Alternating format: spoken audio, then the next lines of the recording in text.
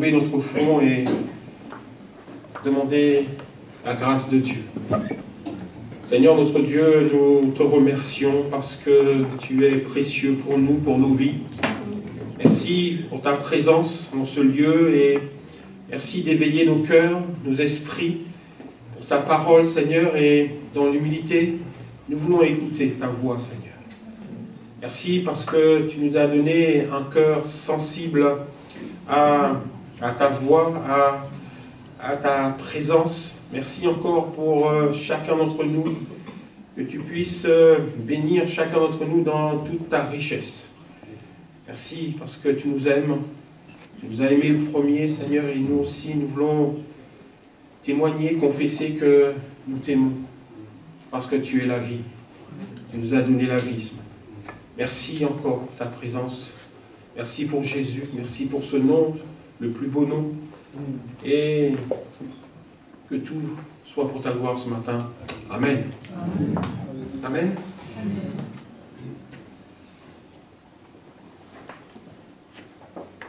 Je voudrais lire avec vous un texte qui se trouve dans Luc 24.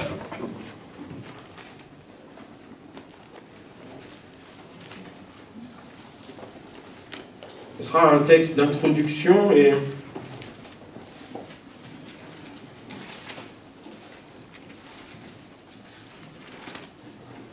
ce sur lesquels je vais m'arrêter, c'est sur ces deux hommes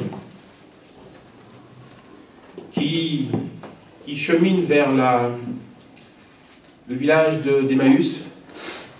Et ces deux hommes sont en discussion. Ils discutent de Jésus. Ils sont tristes. Le texte nous dit: et voici ce même jour, deux disciples allaient à un village nommé Emmaüs. Excusez-moi, je ne vous ai pas dit le verset, c'est le verset 13. 24. 24, verset 13. Et voici ce même jour, deux disciples allaient à un village nommé Emmaüs, éloigné de Jérusalem de 60 stades. Et ils s'entretenaient de tout ce qui s'était passé. Pendant qu'ils parlaient et discutaient, Jésus s'approcha et fit route avec eux. Mais leurs yeux étaient empêchés de le reconnaître.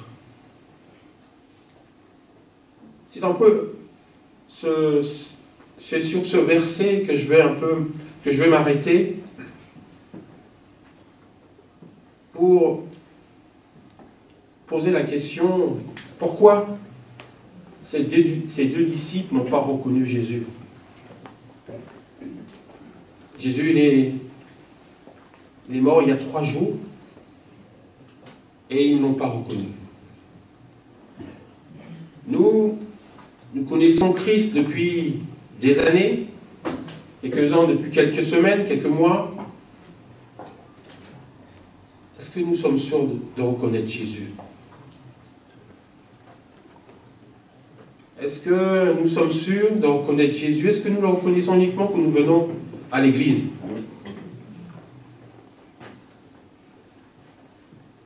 Imaginez-vous, ces hommes, ils vivaient avec Christ. Ils l'accompagnaient partout où il allait. Ils le touchaient presque. Et ils ne l'ont pas reconnu. Alors on peut donner plusieurs explications à cela. Peut-être qu'il n'avait pas le même aspect. Peut-être. On verra que cet argument ne tient pas debout. Donc, quand on continue le texte. Hein? Il dit: mais leurs yeux étaient empêchés de le reconnaître. Il leur dit: de quoi vous entretenez-vous en marchant? Et ils s'arrêtèrent, l'air attristé. L'un d'eux, nommé Cléopas, lui répondit: es-tu le seul qui, séjournant à Jérusalem, ne sache pas ce qui est arriver ce jour-ci? Quoi leur dit-il? Et ils leur répondirent ce qui arrivait au sujet de Jésus de Nazareth, qui était un prophète puissant en œuvre et en parole devant Dieu et devant le peuple.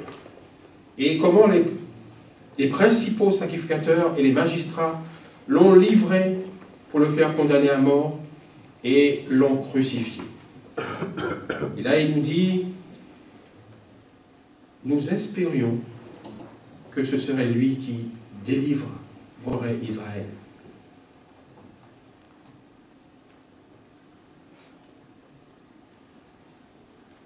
Je passe encore quelques versets. Jésus leur dit, verset 25, « Alors j'ai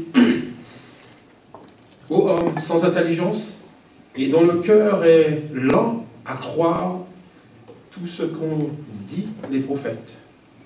Ne fallait-il pas que Christ souffre ces choses et qu'il entre dans sa gloire ?» Et en commençant par Moïse et par les prophètes, il leur expliqua dans toutes les Écritures ce qui le concernait. Alors, lorsqu'ils furent près du village où il allait, il parut vouloir aller plus loin. Mais ils le pressèrent en disant, « Reste avec nous ce soir. Reste avec nous, car le soir approche. » Le jour est sur son déclin. Et il entra pour rester avec eux. Pendant qu'il était à table avec eux, il prit le pain et, après avoir rendu grâce, il le rompit et le leur donna. Et là, la réponse pour eux et pour nos vies. Alors leurs yeux s'ouvrirent et ils le reconnurent.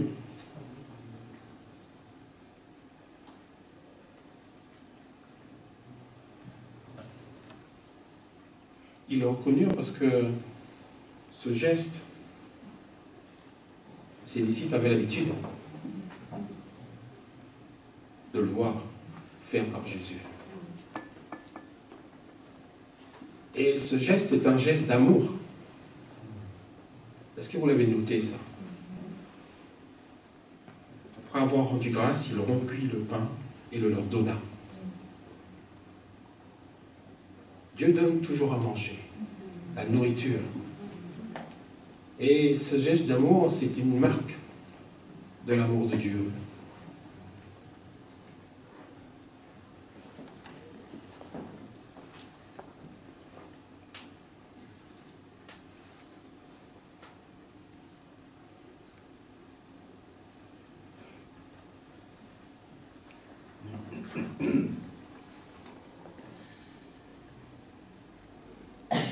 La question que je me pose, je l'ai déjà répété tout à l'heure, j'ai déjà dit, est-ce qu'à leur place, je reconnaîtrais Jésus? On peut essayer de se mettre à la place des disciples.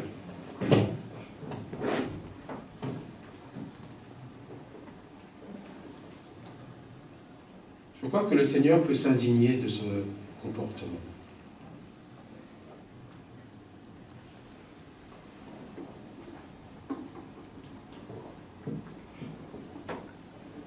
Le Seigneur peut s'étonner de ce qu'ils n'ont pas reconnu le Maître.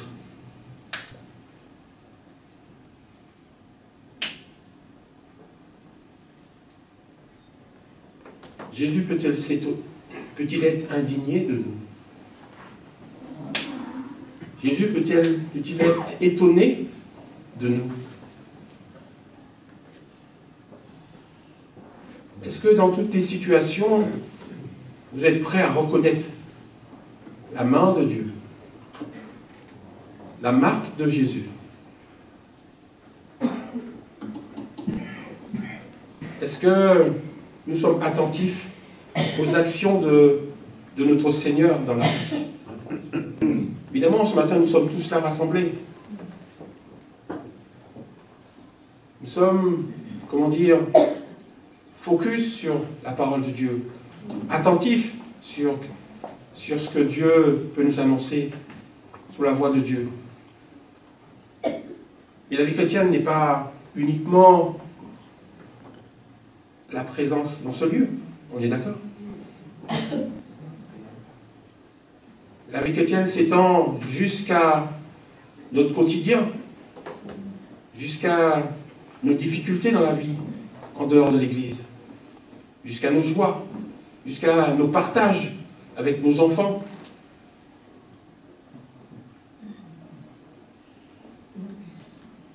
La question est, est-ce que nous sommes attentifs à la main de Dieu dans nos vies? Dieu peut-il être indigné de nous?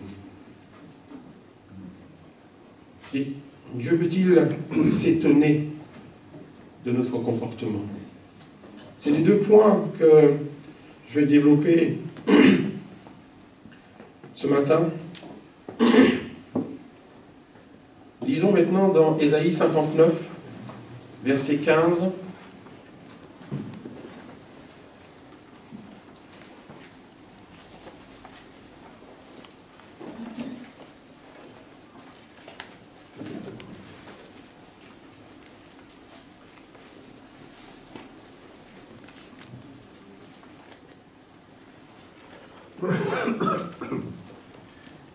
Ésaïe 59, verset 15, qui nous dit « L'Éternel voit d'un regard indigné qu'il n'y a plus de droiture. Il voit qu'il n'y a plus... » Ésaïe 59, verset 16, excusez-moi. J'ai dit combien? 15. Jean commence. L'Éternel voit d'un œil, l'Éternel voit d'un regard indigné qu'il n'y a plus de droiture. Il voit qu'il n'y a pas un homme. Il s'étonne de ce que personne n'intercède. Alors son bras lui vient en aide et sa justice lui sert d'appui. Il se revêt de la justice comme d'une cuirasse, et il met sur sa tête le casque du salut. Il prend la vengeance pour vêtement et il se couvre de jalousie comme d'un manteau. Il rendra à chacun selon ses œuvres, la fureur de ses adversaires, l'appareil à ses ennemis. Il rendra l'appareil aux îles.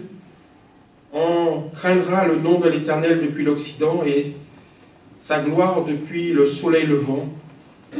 Quand l'ennemi viendra comme un fleuve, l'esprit de l'Éternel le mettra en fuite. Il dit, un Rédempteur viendra sur Sion pour ceux de Jacob qui se convertiront de leurs péchés, dit l'Éternel. Et ensuite, il dit, pour terminer, voici mon alliance avec eux, dit l'Éternel. Mon esprit qui repose sur toi et mes paroles que j'ai mises dans ta bouche ne se retireront point de ta bouche, ni de la bouche de tes enfants, ni de la bouche des enfants de tes enfants, dit l'Éternel, dès maintenant et à jamais.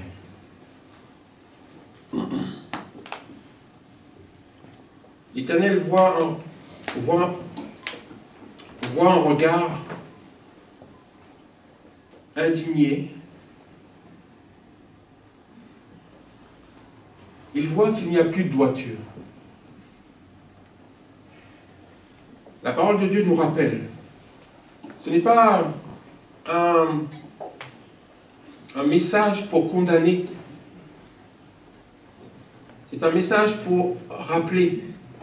C'est un rappel que notre Seigneur Jésus est venu faire ce matin. La parole de Dieu nous rappelle qu'autrefois, comment étions-nous autrefois? Dans le livre de Tite, chapitre 3, verset 3, la parole de Dieu nous rappelle qu'autrefois nous étions des insensés, des êtres désobéissants, nous étions égarés, nous étions asservis à toute espèce de convoitise et de volupté et d'envie. Il dit encore, digne d'être haïs, et nous haïssions les uns les autres. C'était notre condition avant de connaître Jésus. Et cette condition, nous l'avons abandonnée.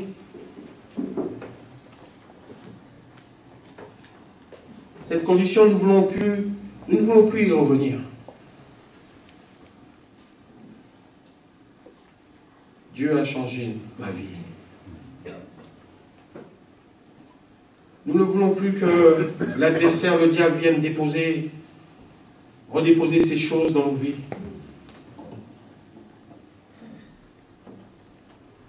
Ne lui laissons pas l'accès.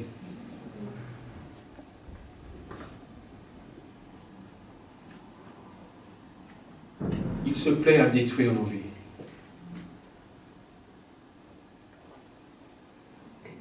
La parole de Dieu va encore jusqu'à dire: ils font profession de connaître Dieu, mais ils le renient par leurs œuvres.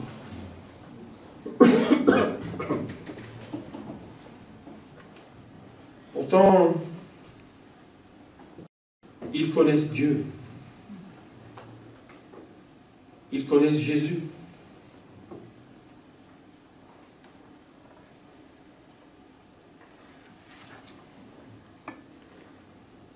Mais la parole de Dieu nous dit encore: fuis ces choses. Fuis la passion de ta jeunesse. Fuis les passions de ta jeunesse.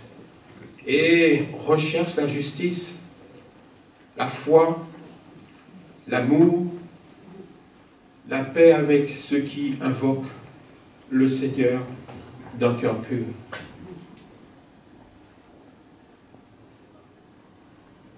Aussi, nous qui sommes debout dans la vérité, redressons avec douceur les adversaires, ceux qui sont tombés.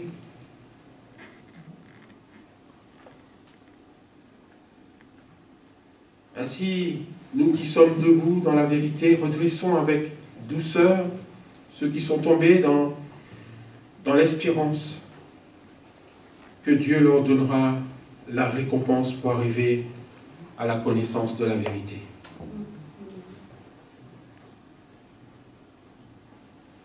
C'est un rappel de d'où nous sommes sortis.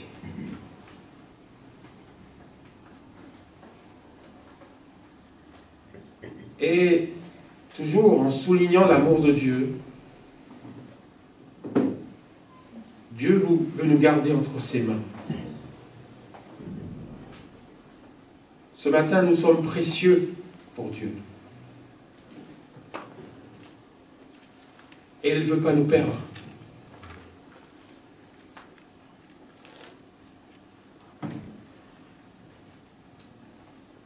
Ensuite, mon deuxième point,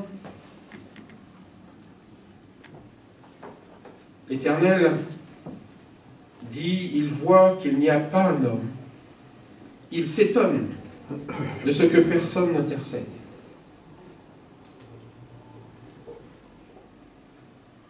L'Éternel s'étonne de nos pensées. Il s'étonne que nos pensées ne sont pas tournées vers lui. L'Éternel s'étonne que nous puissions délaisser si facilement notre engagement.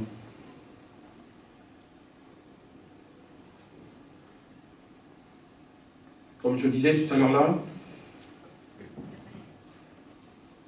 il n'est pas question de condamner.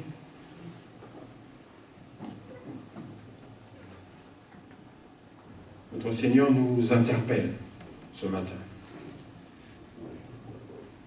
La parole de Dieu vient nous rappeler certaines choses. L'alliance que tu as faite entre ton Dieu, l'alliance que tu as établie avec Jésus. Et là, je voudrais juste entrer dans votre intimité et dire le jour où vous avez rencontré le Seigneur Jésus, vous avez fait des vœux, vous avez dit, je veux te suivre, je veux être attaché à toi, je vais t'obéir.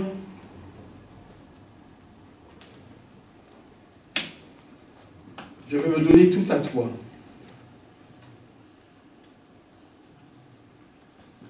Mais, une petite question.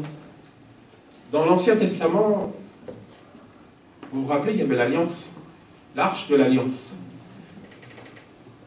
Et dans cette arche, il y avait 3 choses.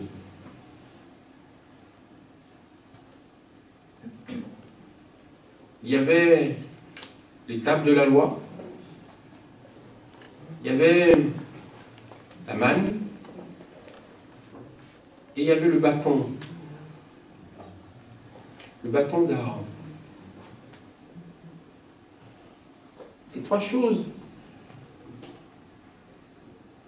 c'était des souvenirs. Ça rappelait ce qu'avait vécu le peuple hébreu dans le désert. Ça rappelait la main de Dieu, l'intervention de Dieu dans le peuple d'Israël.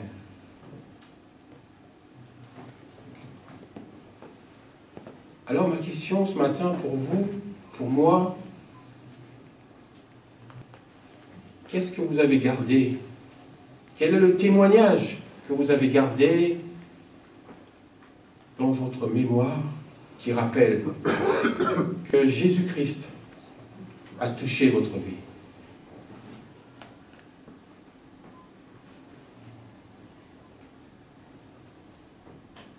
Est-ce que vous avez oublié tout ce que Jésus a fait pour vous?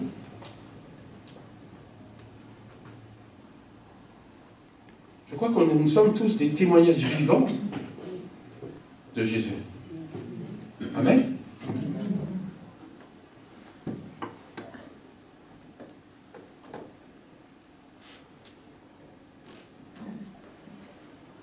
Il est important de pouvoir se souvenir de ce que Jésus a fait pour nous. Et je crois que vous savez très bien que l'arche de l'Alliance, c'était quelque chose de très important pour l'Éternel. C'est un souvenir. Je me souviens de ce que Dieu a fait pour moi. Je me souviens de ce que Jésus a fait pour moi. Et je me plais à repasser sur mon cœur les bienfaits de mon Dieu.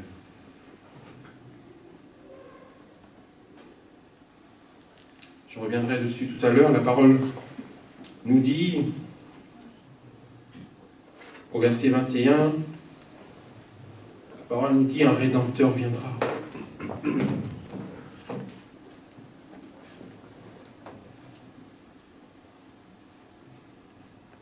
Dieu nous apporte toujours la réponse à nos soucis. Dieu nous apporte toujours une réponse. Tout ce qu'il veut, c'est rétablir nos vies, enlever nos angoisses et venir habiter dans nos cœurs.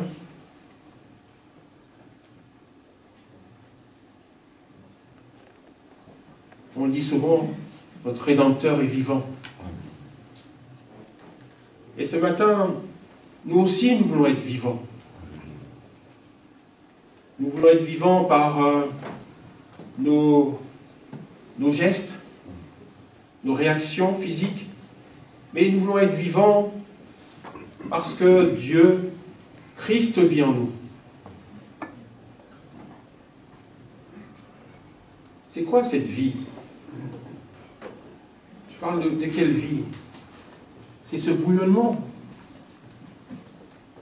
du Saint-Esprit en nous.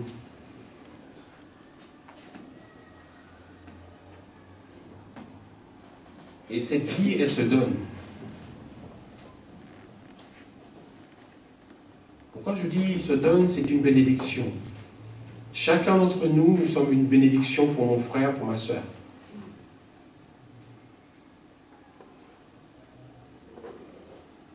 À quoi ça servirait d'être engagé avec Dieu si je ne suis pas une bénédiction pour mon frère?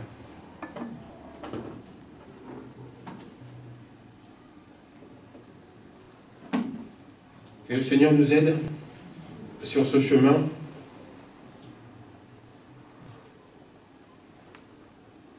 Que Dieu nous bénisse ce matin. Nous avons besoin que Dieu nous éclaire, que Dieu nous ouvre le cœur. Nous avons besoin que Dieu nous fasse passer par une autre dimension.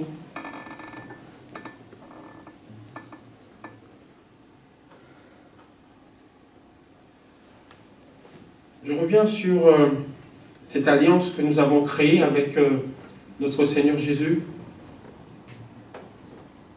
Je disais qu'il répare. Je disais qu'il reconstruit nos vies. Je disais qu'il réconcilie.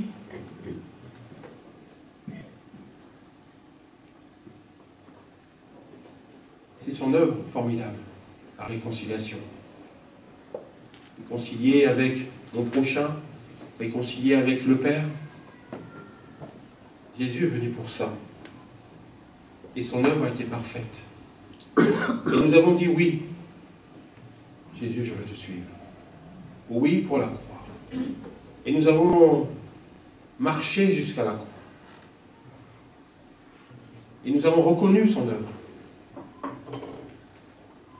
Nous avons dit, Jésus, je crois en toi.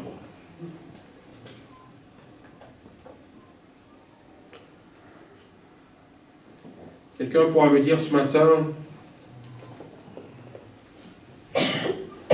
mon cœur n'aspire pas à ces choses. Mon cœur ne demande rien.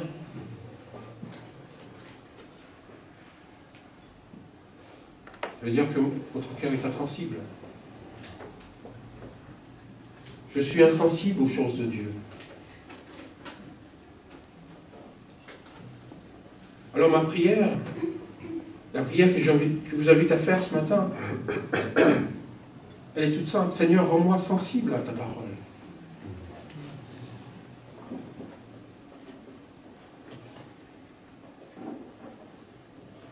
Vous savez très bien que on a souvent étudié la parole de Dieu, on a souvent lu des textes, on a souvent aimé des versets. Et ce qui m'étonne, et si quelquefois on peut être indigné de nous-mêmes, c'est que ces mêmes versets, ces mêmes textes, elles ne font plus d'effet dans nos vies.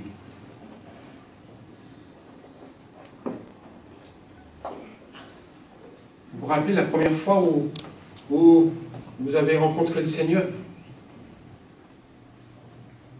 Comment Jésus a touché votre cœur? Comment ce verset a touché votre cœur? A bouleversé vos vies? À travers un verset, Dieu a touché votre cœur. À travers un chant.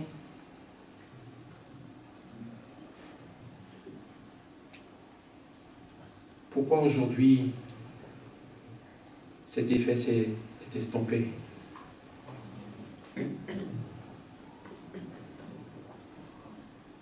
Nous avons perdu cet intérêt pour les choses de Dieu. Nous avons perdu cet intérêt pour l'intercession. Cherche ton Dieu de tout ton cœur.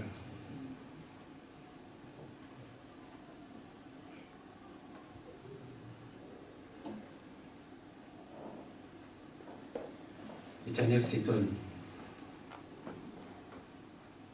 Il s'étonne, notre Dieu.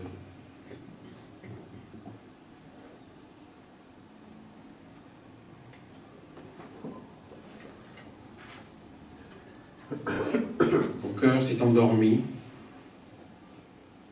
Ma vie s'est endormie. Peut-être les convoitises du monde m'ont endormi.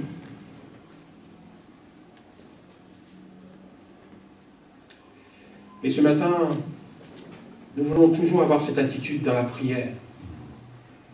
C'est cette invitation que je veux que vous puissiez avoir ce matin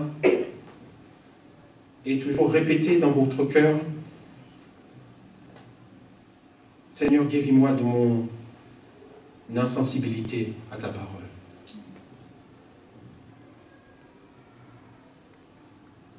Je suis devenu insensible à ta parole. Je suis devenu sans appétit.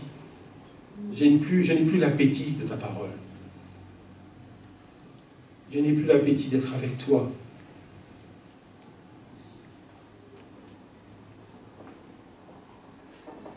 J'aime bien l'invitation des disciples. Vous vous souvenez? Il invite Jésus à rester. Ils insistent, reste avec nous. Et ce matin, il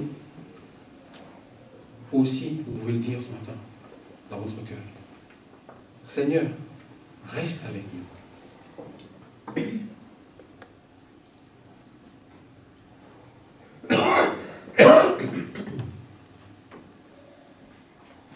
Souvent, nous pouvons nous évader et nous égarer dans nos pensées. Et le Seigneur est parti déjà. Seigneur, reste avec nous.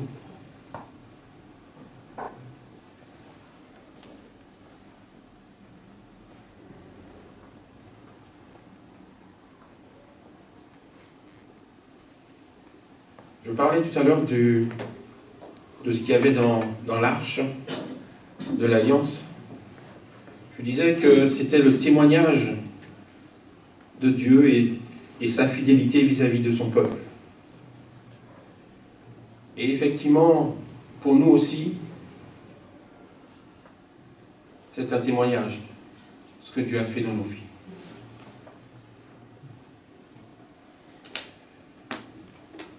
Ce souvenir, tu le partageras avec tes enfants, tu le partageras avec tes frères et sœurs. Nous aimons témoigner des choses de Dieu. Nous aimons apporter ce témoignage que Dieu a transformé nos vies. Nous aimons garder ce témoignage dans nos vies, parce que nous pouvons le transporter, le transmettre à ceux qui découvrent la parole de Dieu.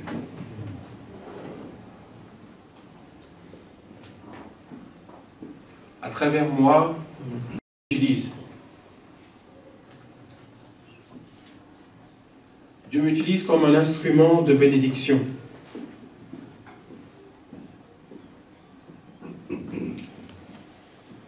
Amen.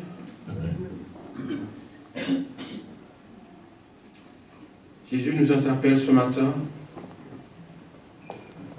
Il te dit que ta parole est une parole de grâce.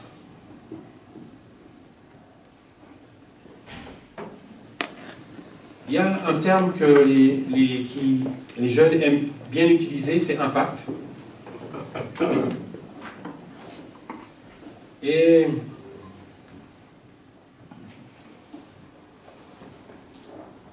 moi, ce que je voudrais, c'est que Jésus vienne impacter vos vies.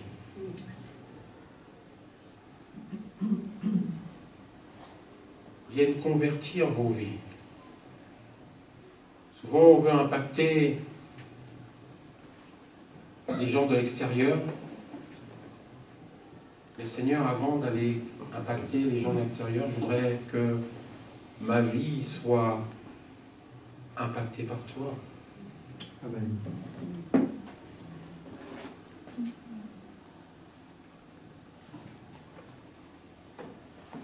J'ai besoin de te connaître plus, Seigneur.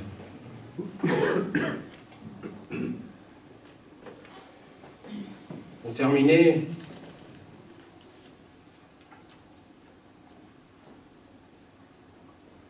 ce que je voudrais vous dire ce matin, c'est que Jésus peut passer à côté de vous sans même que vous le remarquiez.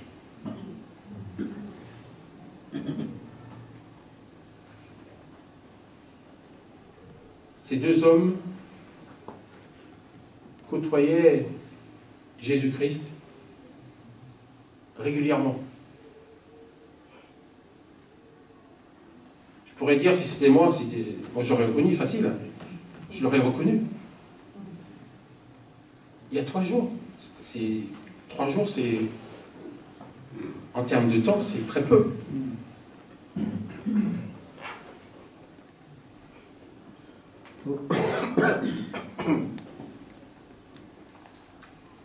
Jésus est là ce matin. Ce que je veux vous montrer, c'est que, à travers chacun d'entre nous, chaque frère et sœur, Jésus se montre. Jésus se révèle. Est-ce que nous sommes capables de voir Jésus dans les yeux, dans le comportement de mon frère, de ma sœur?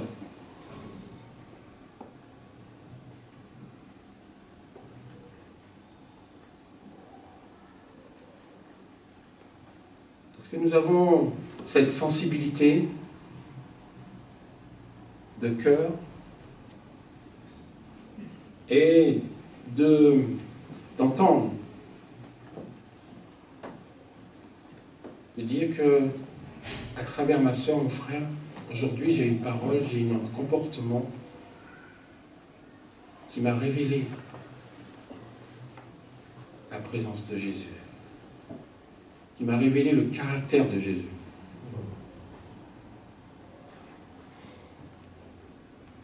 Ce qui fait que je ne suis pas venu dans ce lieu pour rien. Vous écoutez la parole de Dieu, mais on me dit, ne vous bornez pas de l'écouter. Cette parole, elle transforme vos vies.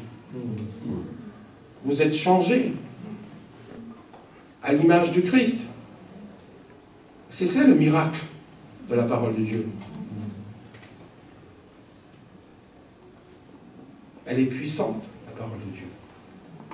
Si elle ne change pas ma vie, si depuis 40 ans j'ai le même caractère, je n'ai pas changé, il y a un problème. Réalisons un instant. Si mon caractère n'a toujours pas changé, si je n'ai pas récupéré, imité le caractère de Christ, je suis en droit de me dire, Seigneur, qui suis-je? Vous comprenez ce que je veux dire? Qui suis-je? Je suis toujours resté au point de départ. Alors que la parole de Dieu nous appelle à devenir comme Jésus. Je suis un étranger dans la bergerie. Je n'ai pas changé.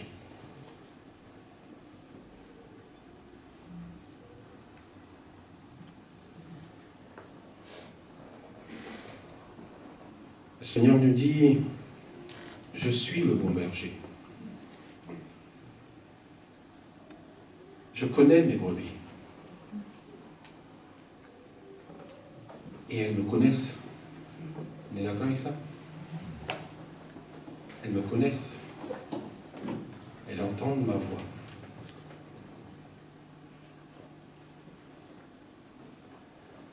Et Jésus dit, tout comme mon Père, il me connaît. Il y a toute une relation qui s'entremêle. Il y a tout un échange. Il y a toute une reconnaissance.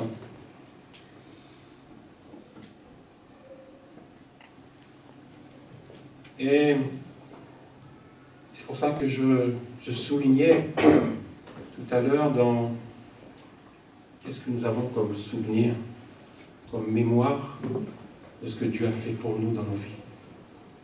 Quel est notre témoignage? Vous pouvez me dire, mais mon frère, j'ai oublié tout ce que Dieu a fait pour moi. C'est pas possible. Dieu a marqué ça d'un sceau dans votre vie. Si vous avez oublié, essayez de réécrire. Prenez un cahier et réécrivez.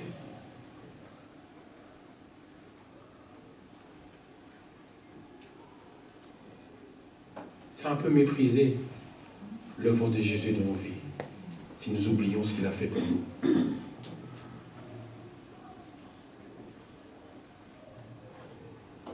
Nous ne pouvons pas oublier. C'est pas possible. Tout à l'heure, là, on a parlé de la croix. Vous pensez que lui, il nous a oubliés?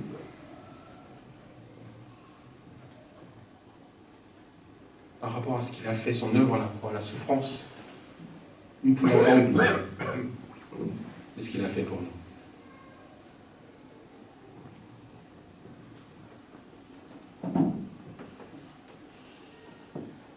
Je vais m'arrêter là, ce matin. Je vais vous inviter à vous lever.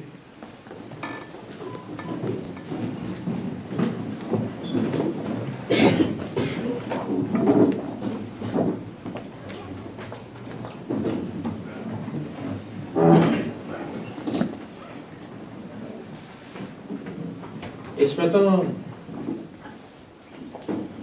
je vous invite à vous souvenir de ce que Dieu a fait pour vous. À vous souvenir de ce que la grâce de Dieu dans votre vie.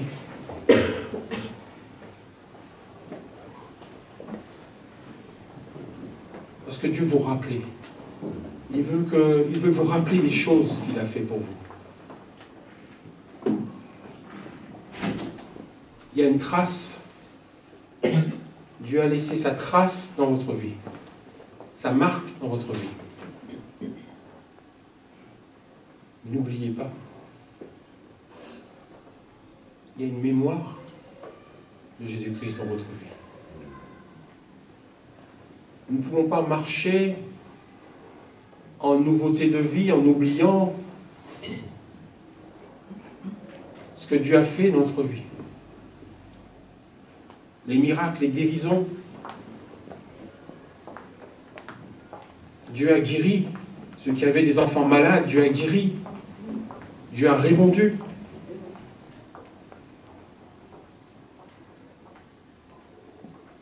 Dieu a sauvé nos vies en Jésus-Christ.